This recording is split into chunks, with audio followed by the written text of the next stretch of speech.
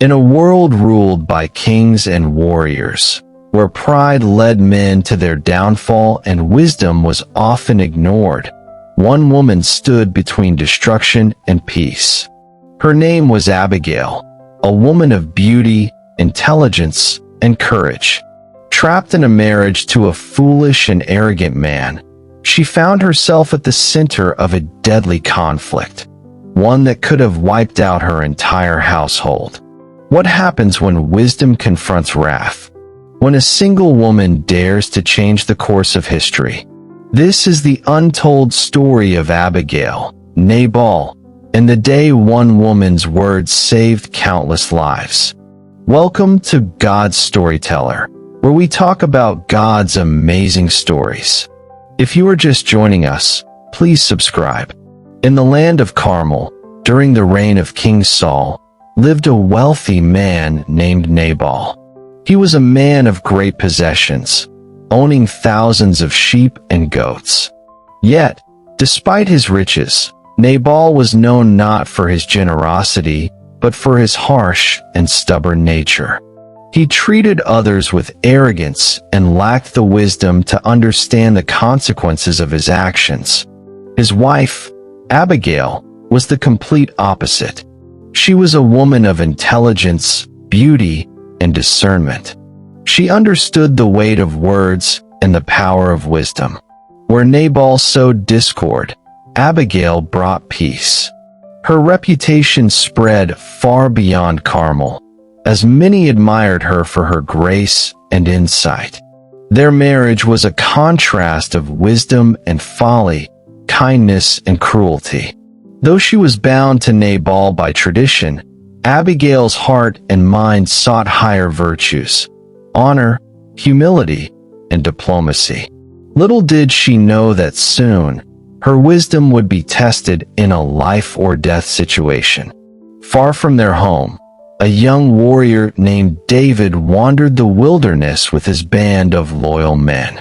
Fleeing from King Saul's wrath, David had no home of his own.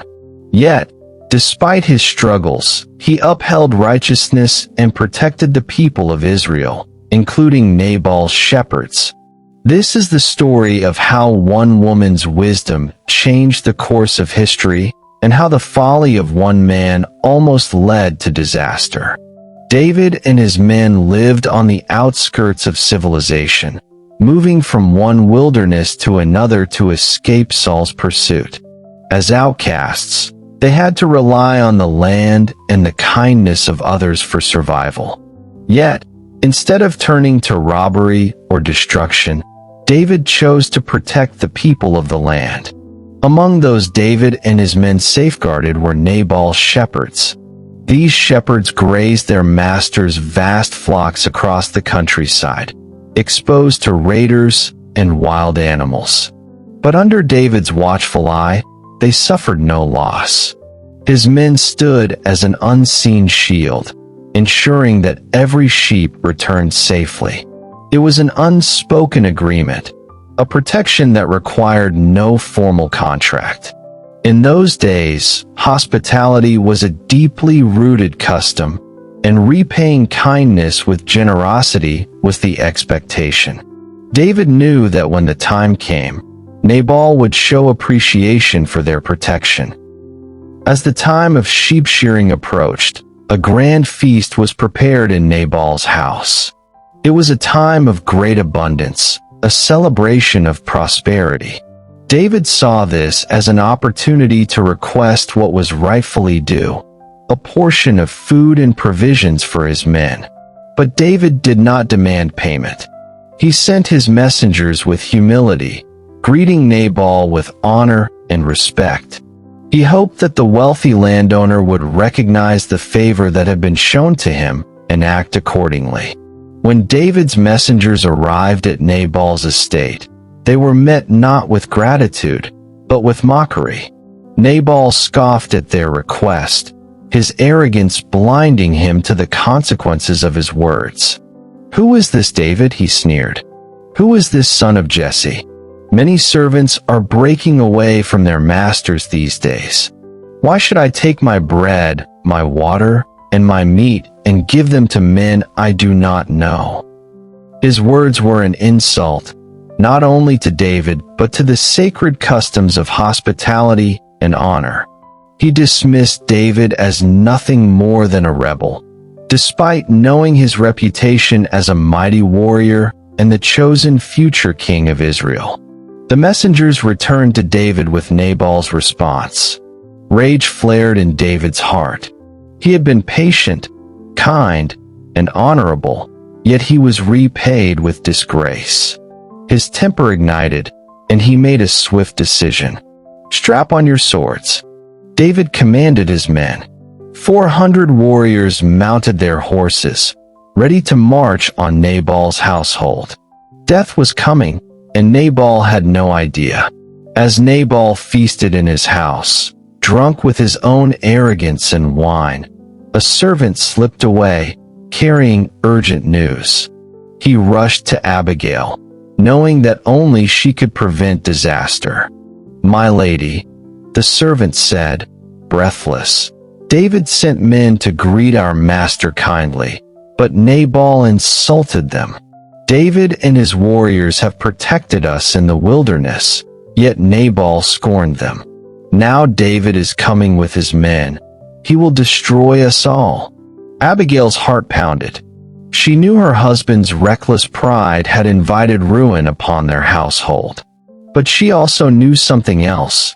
There was still time.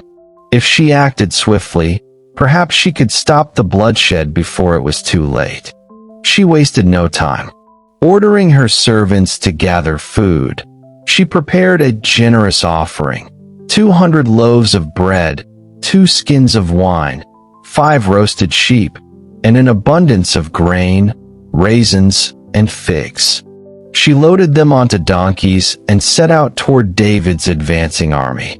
Riding ahead of her servants, Abigail gripped the reins, her mind racing. She had no weapons, no army, only wisdom and the power of words. Could she turn aside David's wrath before it was too late? David rode at the front of his army, his sword strapped to his side. His mind was set. By morning, Nabal and every man in his household would be no more. He had endured enough humiliation, and he would not let this insult stand. But as he crested a hill, he saw a woman approaching on a donkey. She was riding swiftly toward him, her garments flowing in the wind. Behind her, a caravan of supplies trailed in the dust. David slowed his horse, watching as the woman dismounted and fell to the ground before him. It was a gesture of deep humility, something David had not expected. His anger wavered as he studied the woman before him. "My lord," Abigail spoke, her voice steady.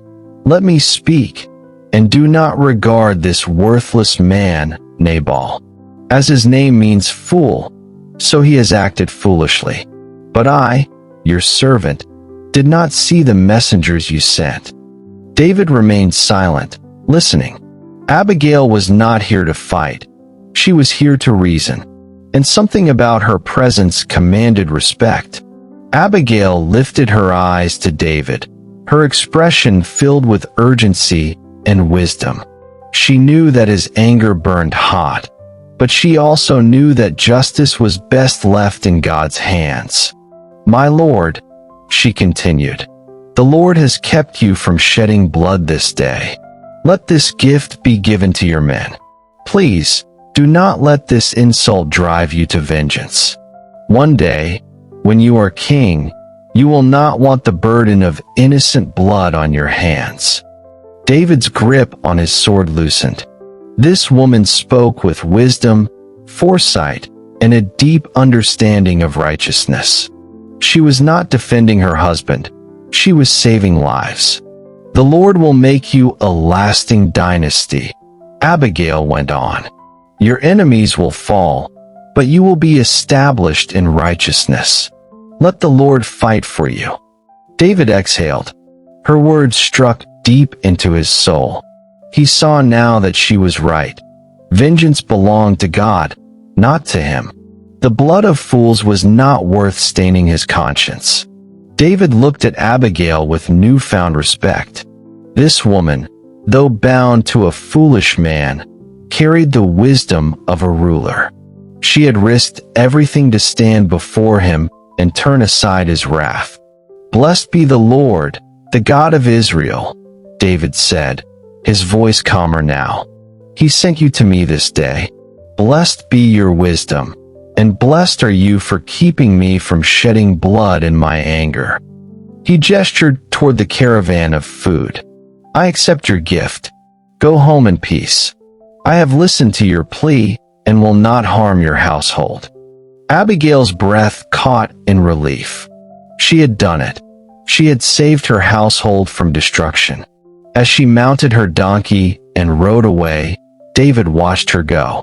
He had come seeking vengeance, but he left with admiration for the woman who had stopped him. Abigail returned home to find Nabal in the midst of a drunken feast. He sat at his grand table, laughing loudly, unaware of the danger he had narrowly escaped. She did not speak to him that night. She waited until morning, when the wine had left his system, and then she told him everything. She described how David had been ready to destroy him, how she had gone to intercede, and how she had managed to turn aside his wrath. As Abigail spoke, Nabal's face turned pale. His hands trembled, and his body went rigid. He realized, in that moment, that he had nearly brought ruin upon himself. The shock was too much for him. His heart failed, and he became like a stone. For 10 days, he lay in this state, unable to move, unable to speak. And then, the Lord struck him down. Nabal had lived as a fool, and in the end, his folly had destroyed him. When David heard of Nabal's death, he recognized it as the hand of God. "The Lord has upheld my cause," he said. "He has repaid Nabal for his wickedness." But more than that, David thought of Abigail. She had been the true strength of that household, the one who had shown wisdom, courage, and grace. And now, she was free. He sent messengers to Abigail with a proposal. "Would you become my wife?" Abigail did not hesitate. She knew that David was a man of destiny, chosen by God to rule. She bowed and said, "Behold, I am your servant." She gathered her belongings, mounted her donkey, and set off to join David's household. From that day on, she was no longer bound to the foolishness of Nabal. She had stepped into a future of honor and purpose. If you enjoyed this, like and subscribe. God's story is still unfolding. Keep seeking, keep believing. Until next time.